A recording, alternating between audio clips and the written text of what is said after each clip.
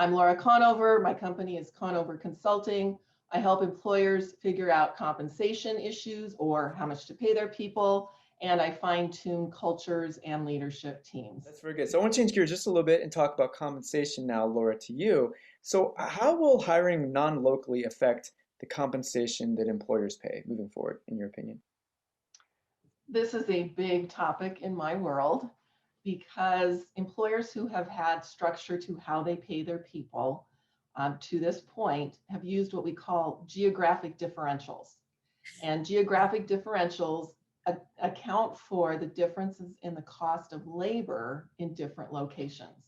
There's data that tells us the difference between the cost of labor in Brentwood versus Los Angeles versus Riverside versus Nashville, Omaha, New York, you name it. But it's very specific, even to kind of like micro labor markets.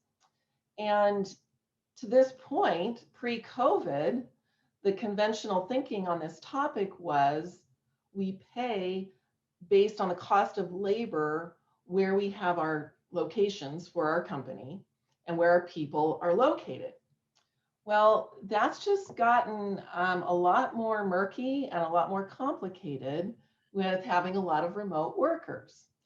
And one option with this is to think in terms of paying national average pay, national average cost of labor for the specific jobs in an organization.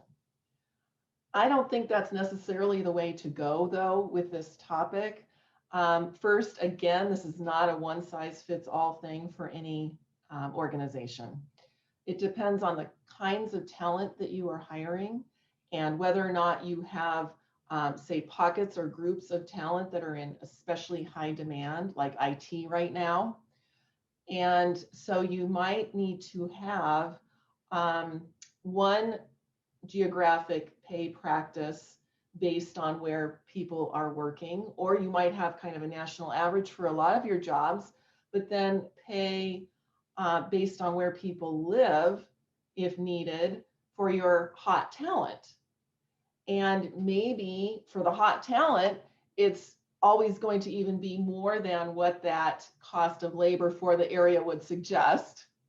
So you can see this is something that requires a lot of thought, and it needs to be kind of dissected first from a strategic level. Who are the what are the groups of talent that we need? Where are they located? If they're spread out, how do we treat that? And certainly what I would not do is lower pay for people who, for instance, were working at the head office, are now remote in another state or something where there's a lower cost of labor. Lowering their pay, that's a good way to lose top talent pretty quickly. So not recommended.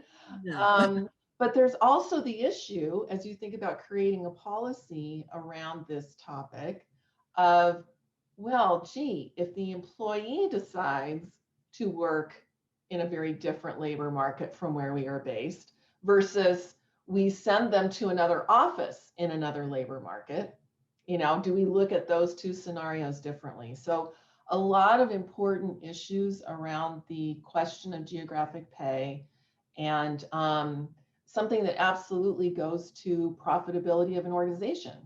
Because if you pay everyone what you pay in a high cost of labor market, the same thing, and you've now got a lot of people in a lower cost of labor location or locations, you're leaving some profitability on the table. But again, it's not something that you just make quick decisions about without thinking about the ramifications and the long-term issues related to it. Wow. And when you say that, I mean, when you go through your answer there, it reminds me what a complex issue this is and how challenging it is. And to go back to what we said earlier, there really isn't any precedent for this. This is very unusual times.